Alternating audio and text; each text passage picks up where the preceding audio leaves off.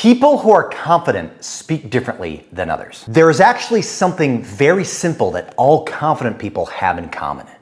And no, it's not that they're louder than other people. It's not that they are smoother talkers than other people. It's actually something much more subtle. This one thing differentiates confident people from unconfident people. It's also the difference between a good date and a bad date, a good job interview and a bad one. Imagine for a moment that you were abducted by aliens and they returned you back to Earth with a very important message for mankind. You appeared before the United Nations, you stepped up on the podium in front of the entire world to deliver your message. Now, how certain would you be that the message you were about to deliver was important? You'd be very certain, right? Every word that you spoke would have value. We could say that your value certainty was very high. When you believe that every word you're saying is valuable, the person you're talking to will also believe that every word you're saying is valuable. They will also believe that you are confident, because when you believe that what you have to say is valuable, that comes across as confidence. Exceptionally confident people believe in the value of their words. Now, you don't have to be abducted by aliens to believe that what you have to say is valuable. In fact, this is where it gets really, really interesting. You can believe that what you have to say is valuable simply because you said it. In other words, there's inherent value to what you say. When you internalize the belief that what you have to say is inherently valuable, really interesting things start to happen. First, you stop pinging other people to determine whether or not what you said is valuable.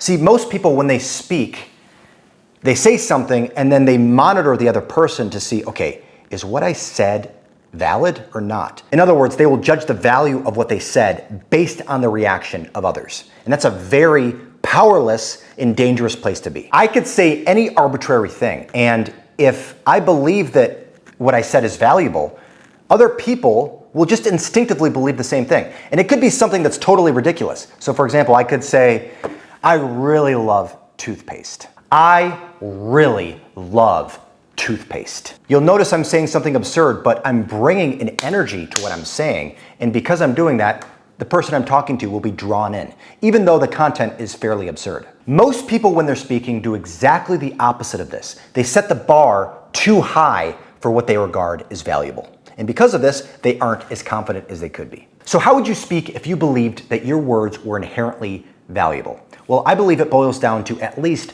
3 things. Number 1, end your sentences stronger than you begin them. The ending of your sentences is more important than the beginning. And most people get this exactly backwards. They start with a burst of energy at the beginning of their sentence, and then they trail off towards the end. And by the end, their ideas are barely discernible. Think about it this way. If you don't believe that what you say is valuable, then you won't put a ton of energy into what you're saying, and by the end of the sentence, you'll sort of gas out. A lot of people also, they just don't breathe deeply enough, and so they actually don't have enough air to sustain them through the end of the sentence. There should almost be an audible period at the end of every sentence or phrase. Hey, I was wondering what time you were gonna come home today because I was hoping to cook some dinner or something like that. Hey, I was wondering what time you were going to come home today because I was hoping to cook dinner tonight. When you speak like this, it is also much less likely that you will be interrupted when you speak. Second, minimize involuntary utterances. Most people will rush through their thoughts when they're nervous, or they will add filler words when they lose their train of thought. Both of these things are involuntary and they betray a sense of you losing control of the situation. What you want to do instead when you're feeling nervous is slow down. You want to do exactly the opposite of what most people do. Likewise, when you lose your train of thought, just pause, add some silence. Resist the urge to say and ah and so, like most people do.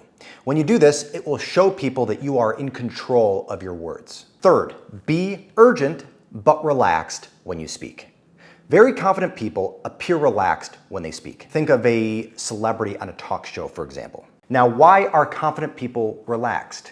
Because they are utterly grounded in their own frame and they're not pinging off of other people for validation. But because they believe that what they have to say is inherently valuable, there is often also a subtle urgency to their message.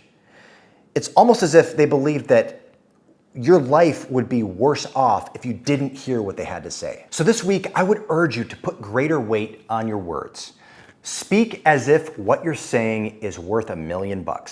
One way to think of this would be, if I was the president or the CEO of a company, how would I speak? How would I say this sentence? Thank you for watching. If you liked this video, please subscribe, and I'll see you in the next one.